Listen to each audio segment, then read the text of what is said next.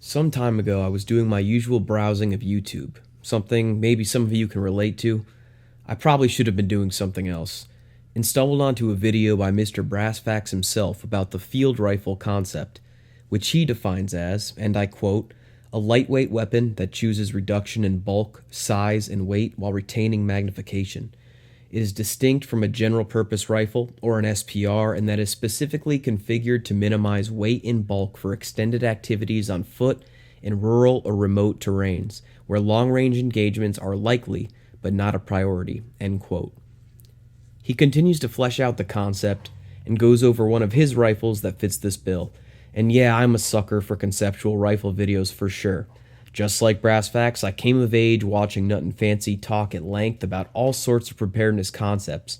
But in any case, while watching the video, I realized that the setup he was discussing was very similar to one of my absolute favorite carbines, and I figured I'd share it with you.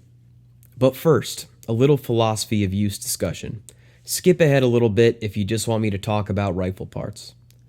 For me, AR-15s are a WROL only option. That's another Nut and Fancy acronym without rule of law, basically the complete or even partial breakdown of modern infrastructure. If the rifles come out of the safe and get stowed for use, stuff's gone pretty bad in my world. I don't run one for my normal home defense plan, and I have my reasons for that based on living situation and other factors. Obviously no knocks on anyone who does, it's a great option for many people. Just a personal choice. And this sort of hypothetical crap hits the fan situation, I don't see myself operating and kicking doors, kitted out in Gucci nylon. I don't have the training, fitness, or experience, and I'm realistic about that. I'm a regular working guy with a family and a house, and realistically would be doing what I normally do, wrangling kids and walking the property, maybe traveling to check on other family members in the local area, just with an added layer of capability in the form of a rifle. So having that extra capability be lightweight and handy while still meeting the minimum standards for a fighting rifle seems like a pretty good idea for any civilian defender interested in leveling up their defensive game. So this is my take on the field rifle concept, I suppose. Though I didn't really think it through to that extent when I put it together, it just sort of happened this way. It's nothing special. An Aero M4E1 lower and lower parts kit, Magpul MOE grip, and a slick side 16-inch Aero upper. I'm not sure if Aero is hip in the gun tube world right now, but I think they make good stuff at an affordable price point, and I've had zero issues with the Aero gear I've owned. There's nothing fancy, Nut and Fancy, here at all. Mid-length gas, an A2 flash hider, and the slim, light Atlas R1 handguard. Even the bolt carrier group is Aero. Am I losing internet points yet?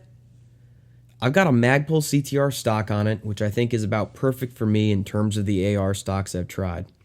Optic is a Primary Arms 3X micro prism, which even with some shortcomings has been awesome and does everything I need it to do.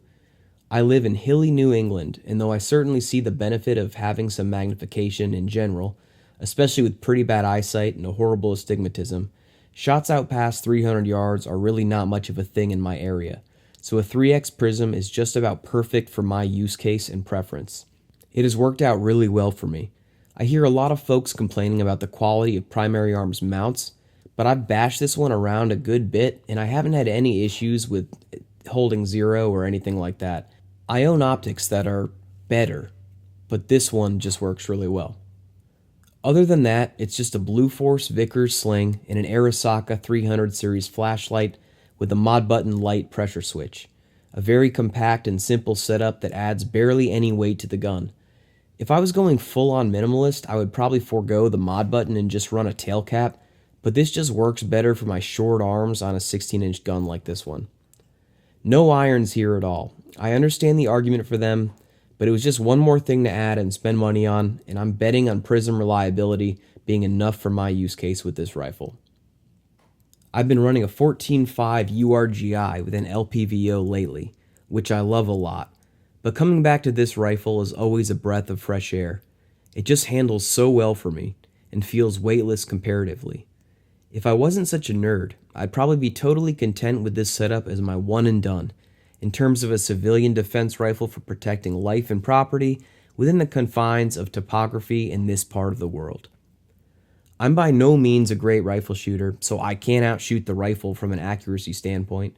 And in terms of reliability, it's gone through at least a case of M193 with virtually no cleaning, just lots of lube. It's a great rifle for walking around the acreage or carting around in the ATV. So again, just a quick overview of a cool rifle concept. Big shout out to Brass Facts, great channel. If you guys haven't checked him out yet, I highly recommend you do so. As always, stay safe. Thank you guys for watching. We'll see you next time.